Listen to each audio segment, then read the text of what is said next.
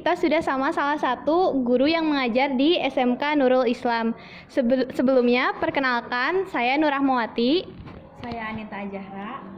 Nah, maksud kami di sini ingin mewawancarai Ibu mengenai perubahan sosial. Sebelum kita memulai wawancara, bisakah Ibu memperkenalkan diri dulu dan sebutkan mengajar apa saja di SMK Nurul Islam? Baik, perkenalkan, nama Ibu Rani Ramdayani. Ibu ngajar bahasa Inggris dan juga Ibu punya tugas tambahan sebagai staf humas. Langsung saja ke pertanyaan yang pertama, silakan Anita. Ibu, perubahan sosial apa yang pernah ada di lingkungan sekolah? Perubahan sosial mungkin bisa dispesifikasikan nggak? Perubahan sosial seperti apa? Misalnya tuh seperti adanya pandemi atau enggak pergantian kurikulum atau mungkin pergantian metode belajar yang Ibu gunakan. Oke. Berarti ke khusus ke Ibu? Iya. Ke Ibu. Baik, mungkin dari tiga pertanyaan yang tadi ya. Perubahan sosial yang dari pandemi menyambung ke kurikulum merdeka, menyambung lagi kepada pembelajaran yang Ibu gunakan. Ketika pandemi melanda, mengajar itu memiliki keterbatasan, sangat dibatasi karena kita tidak bisa tatap muka. Yang akhirnya strategi pembelajarannya, metode pembelajarannya tidak tersampaikan, materinya pun tidak tersampaikan dengan full gitu ya, karena kan terbatas. Harusnya tatap muka, yang ini dilakukan dengan daring. Daring pun WA, Zoom dan lain sebagainya. Untuk Zoom mungkin anak-anak terbatas juga dengan kemampuan kuota, begitu ya. Jadi ada kalanya ketika kita akan Zoom, Bu, kuotanya nggak ada, akhirnya nggak Zoom.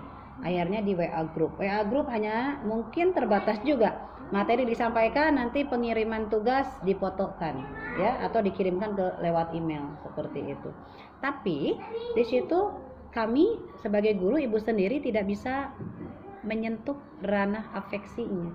Tidak seperti ketika kita ngajar yang terlihat yang tidak baik kan sudah langsung Ibu perbaiki gitu ya. Tapi kalau di dalam daring kita tidak bisa, tidak terlihat. Apalagi ketika belajar, apakah Ibu tahu mereka sedang tiduran? Iya kan? Ketika selama pandemi kan bisa jadi lagi mengerjakan tugas tidak pakai seragam, ya seperti itu. Nah, perubahan sosialnya mungkin terjadi sangat-sangat drastis dari mulai sosialnya, lingkungan sosialnya karena dibatasi, kemudian culture-nya, budayanya. Iya kan, budayanya jadi menurun juga. Yang tadinya kan ada interaksi sosial, sekarang dibatasi. Jadi ketika anak harus mempelajari etika berhadapan dengan orang lain kan, ya, terlihatlah sekarang ketika pandemi selesai masuk, ketemu sama gurunya juga say hello seperti biasa, atau kadangkala lewat saja begitu saja ya. Jadi mungkin di situ etikanya yang jadi menurun ya, culture-nya, karena kebiasaan seperti itu. Nah, dari situ perubahan berikutnya adalah Mas Menteri melihat kondisi yang sangat krusial menurun drastis, makanya Mas Menteri mencanangkan kurikulum Merdeka Belajar. Ya.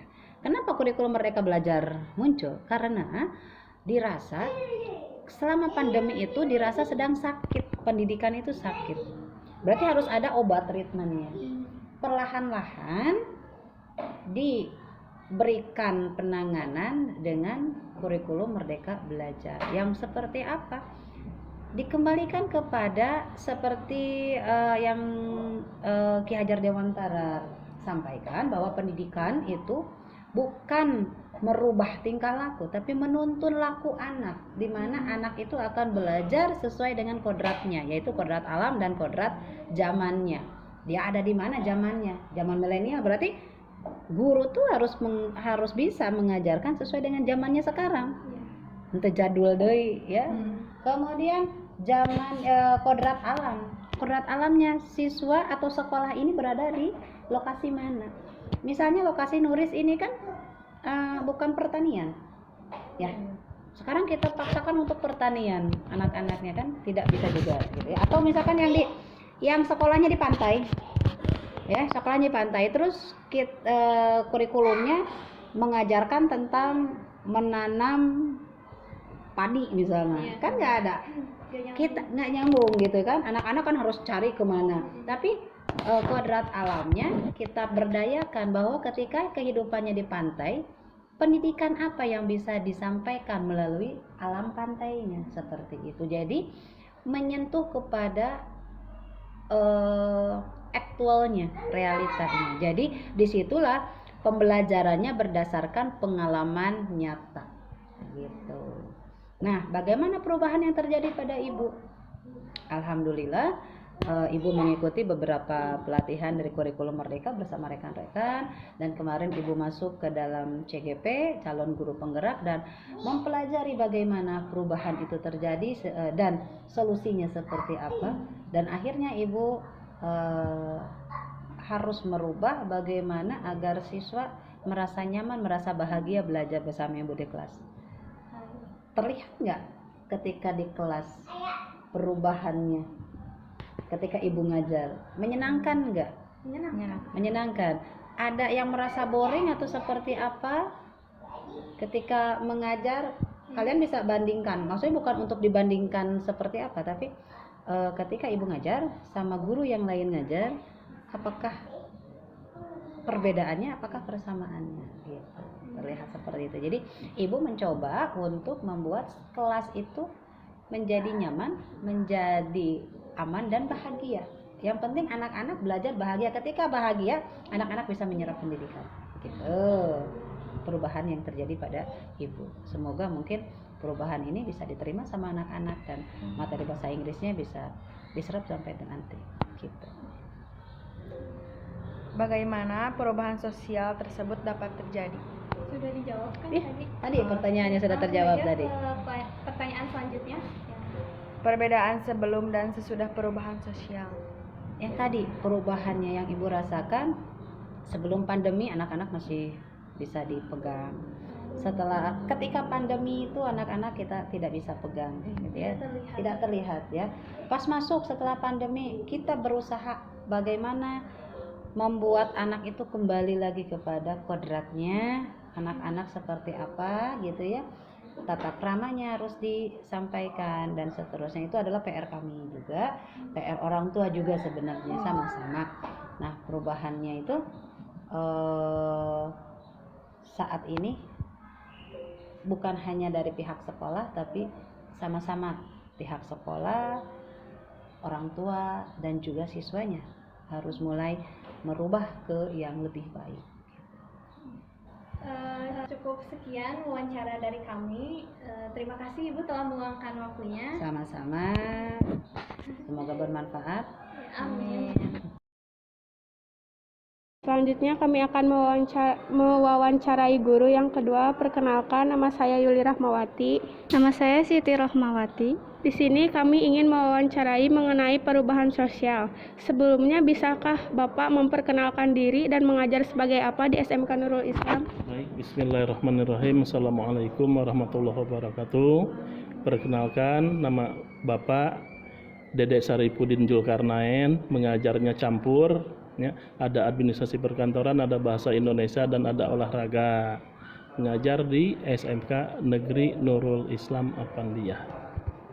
Selanjutnya, pertanyaannya, perubahan sosial apa yang pernah ada di lingkungan sekolah?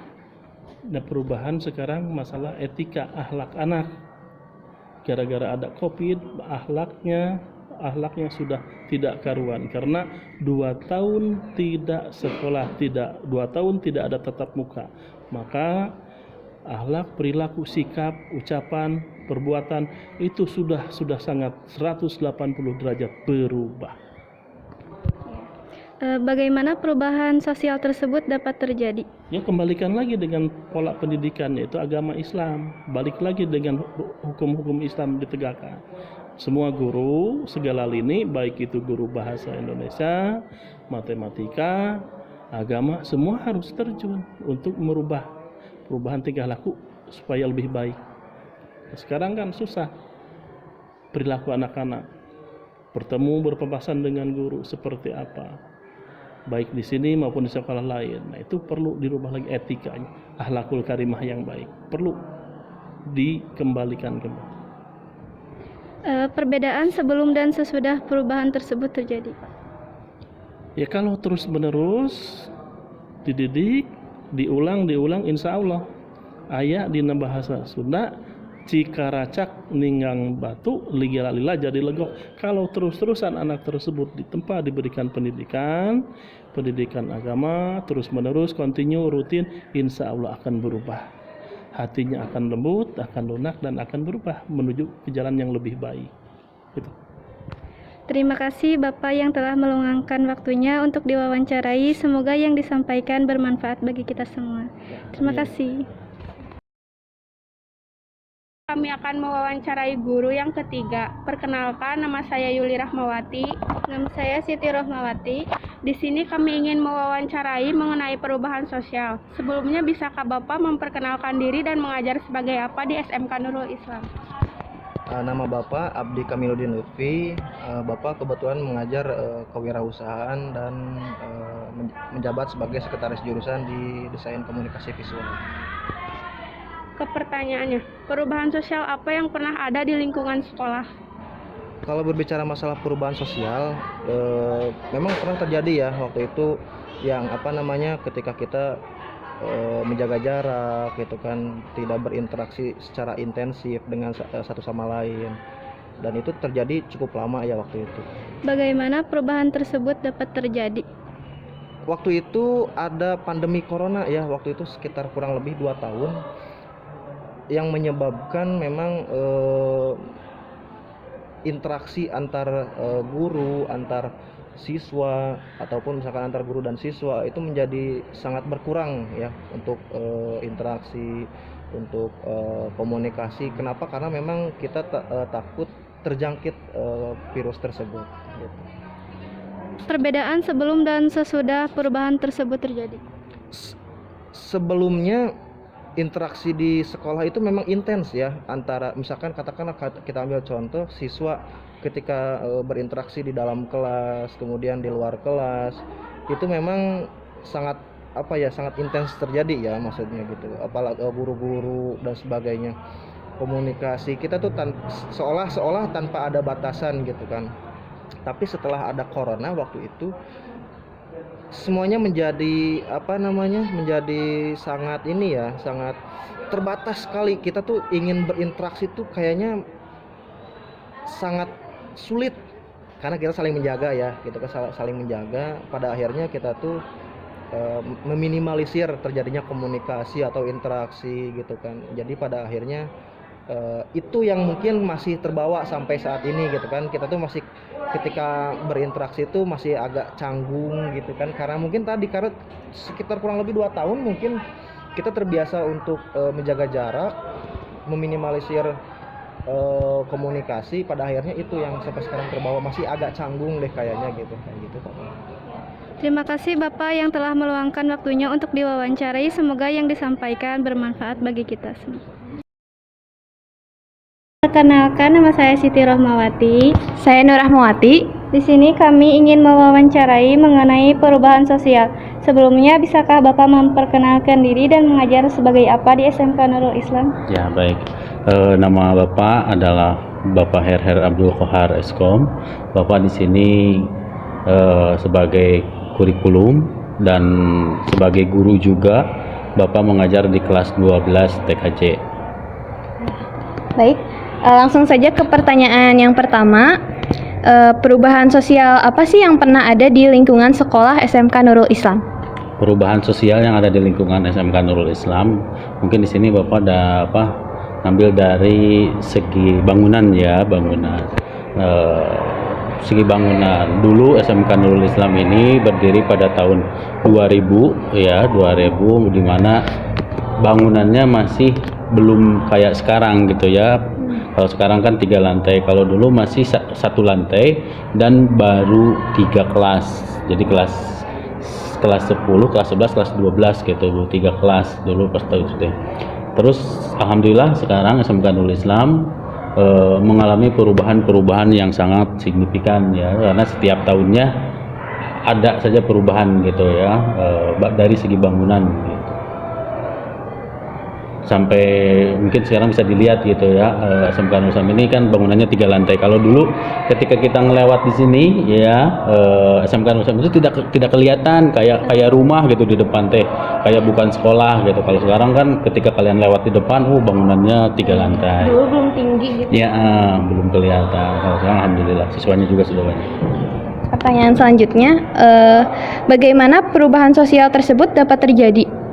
Perubahan sosial ini dapat terjadi karena mungkin seiringnya waktu gitu ya, dan mungkin dukungan dari para pihak juga gitu kan tentang perubahan ini, terutama dukungan dari pihak pemerintah mungkin ya untuk dalam memajukan SMK Nurul Islam ini ya, jadi bisa berkembang terus menerus gitu, dan mungkin dari siswa juga. Yang terakhir, ada gak sih perbedaan sebelum sama sesudah perubahan sosial yang Bapak sebutkan tadi?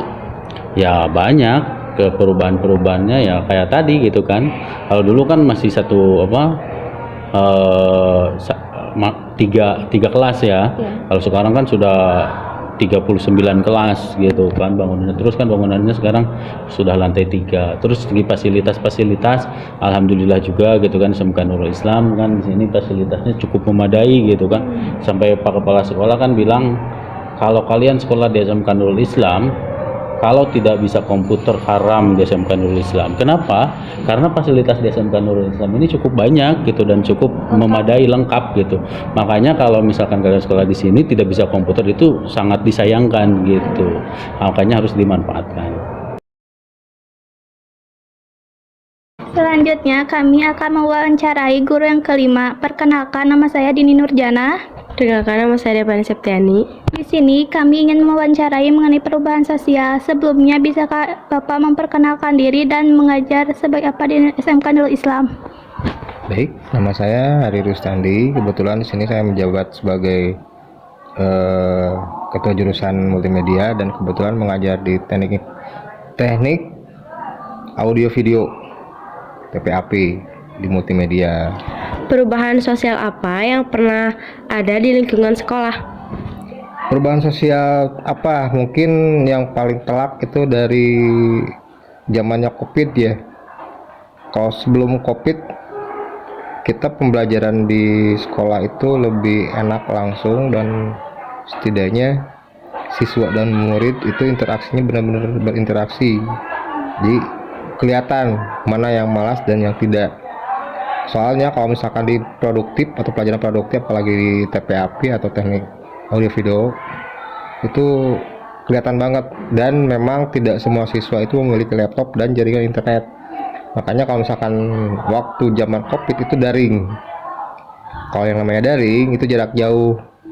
Sedangkan kita di dunia multimedia itu kalau jarak jauh itu sulit. Maksudnya nggak praktek langsung, itu memang nggak bisa lah, yang namanya harus secara daring tanpa praktek, sedangkan alat yang ada itu nggak ada. Di situ mungkin yang kendala di awal. Terus setelah COVID-nya pun akhirnya menciptakan siswa-siswa yang agak sedikit malas karena terbiasa dengan daring. Masuk itu beralasan dengan sakit, padahal mereka sudah malas untuk ke kelas, tapi ilmu yang mau didapat itu susah karena terbiasa dengan tugas itu ya tugas aja. Mungkin di situ aja sih untuk sementara dari tugas dan sifat karakter. Untuk pertanyaan selanjutnya, bagaimana perubahan sosial tersebut dapat terjadi? Kalau bagaimananya saya nggak tahu ya, bagaimana tahu-tahu ujuk-ujuk itu COVID. Tapi yang jelas COVID itu karena sedunia, jadi perubahan yang memang tidak kita bisa prediksi bahwa itu adalah sebuah bencana yang mungkin seluruh dunia mengalaminya. Ya kita sikapinya mungkin tadinya yang namanya belajar itu tatap langsung atau di kelas, terus setelah itu kita harus jarak jauh. Padahal sistematika untuk jarak jauh, pembelajaran jarak jauh itu dari dulu sudah ada sebelum COVID sebenarnya. Cuma untuk karakter orang Indonesianya sendiri, atau mungkin siswa kita yang mungkin tadinya tidak terbiasa dengan jarak jauh atau LDR atau apapun itu namanya, ya agak sedikit kesulitan kan. Terus menyikapinya gimana? Ya mungkin salah satunya ada beberapa keberatan dari orang tua. siswa sendiri itu menyiapkan HP yang memang harus siap online setiap waktu atau kuota yang memang harus dibeli secara kontinu sesuai dengan kebutuhan. Sedangkan bila mana untuk pelajaran produktif itu nggak cukup 1 atau 2 giga untuk kuotanya sendiri, itu sangat menyulitkan sekali. Untuk pertanyaan terakhir, perbedaan sebelum dan sesudah perubahan sosial menurut Bapak? Sebelum dan sesudah COVID. Kalau sebelum COVID itu ya biasa aja, kalau sesudah COVID, waktunya COVID, siswa mentalnya itu agak sedikit berkurang, terus tingkat rajinnya juga berkurang dikarenakan tadinya terbiasa dengan mager diam di tempat. Itu aja sih sebenarnya, karena kultur atau kebiasaan yang tadinya harusnya dia giat sekolah, tahu-tahu diem di rumah. Setelah itu dia harus setelah sekian lama, hampir 1 tahun 2 tahun ke sekolah lagi, itu udah mager karena terbiasa dengan diem di rumah aja udah bisa belajar katanya, tapi nggak semuanya juga yang harus belajar. Ternyata itu susah, apalagi dengan keterbatasan yang memang nggak semua rata lah, semua bisa memiliki HP yang kualitasnya bagus atau memiliki laptop atau jaringan internet yang bagus, itu susah. Terima kasih Bapak yang telah meluangkan waktu untuk diwawancarai. Semoga yang disampaikan bermanfaat bagi kita semua.